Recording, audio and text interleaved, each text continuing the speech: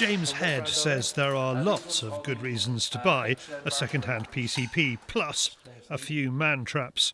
He starts with the positives. Sometimes you can get something that's been a bit bedded in, it's been used, so you don't have to have that breaking in period with that gun. Someone's already done that for you, so you can generally pick them up. You might also know if the previous customer's told someone what pellet it likes. You've saved yourself a whole lot of work. You also could get something in with the whole package on, or you can get something gun only. So you can sort of still build yourself a package, but not having to pay a premium for a brand new gun. So you will get things slightly cheaper. So it does help with the wallet, especially if you're looking at spending, say, £1,000.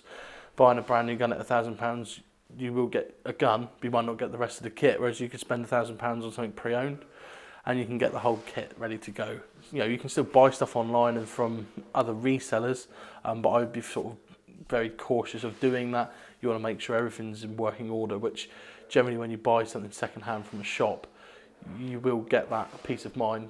Most shops will put a warranty on. We put warranty on some of the bits and pieces we'll sell, so that's always a good indication that that gun is in good quality and resellable. They might say, no, that one hasn't got warranty, but this one has got warranty. Maybe a reason, especially if it's something, if you weren't looking at just a PCP, you was looking at like a spring gun or something. Some of those may not have warranty because it's not viable to put warranty on it, and they are just sort of plinking bits of fun. But something decent, we'd always put a warranty on it, and I think a lot of other places would generally put a warranty on their pre-owned guns.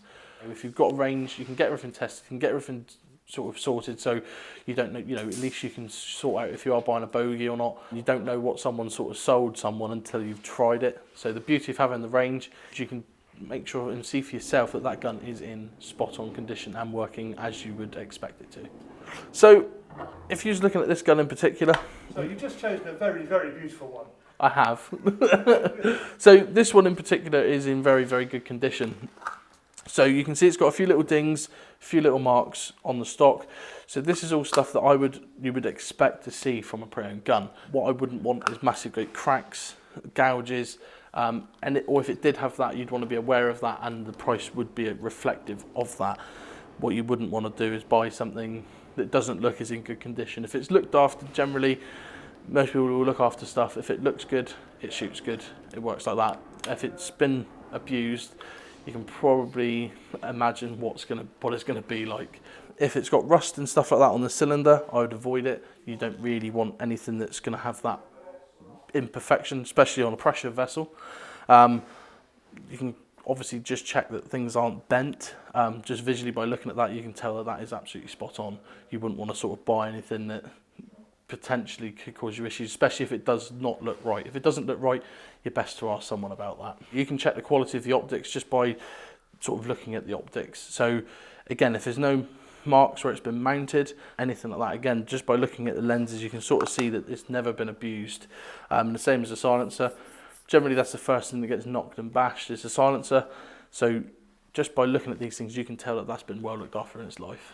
If someone asked me to take the scope or the silencer off to check everything, I'd be more than happy to do that for them, because I've got nothing to hide at the end of the day.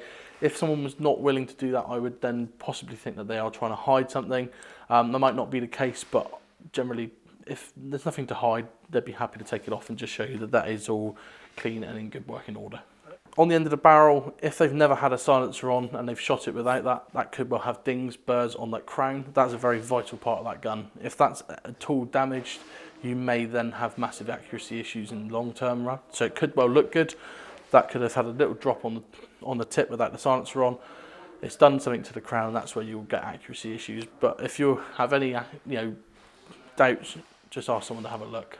If the scope has been over tightened before, you might find it's just been crimped, so it's where it's just been squashed down too tight, and that can also cause issues with zeroing and holding zero and stuff like that. If you walk into a shop and your gun looks a little bit like this, I wouldn't buy it. I'd probably turn around and walk away again. So as you can see, the barrel is pointing uphill. It's hilarious if it's a 100-yard gun, this one. It takes a drop out for you. But the reticle's also, I think, has been near a fire or something, because it's all, the wires have pinged and are all out of shape. It's a great scrap heap challenge. James works for Devon and online airgun shop Crackshot, offering a range of sparkly new pre-charged pneumatic air rifles. Visit crackshot.uk.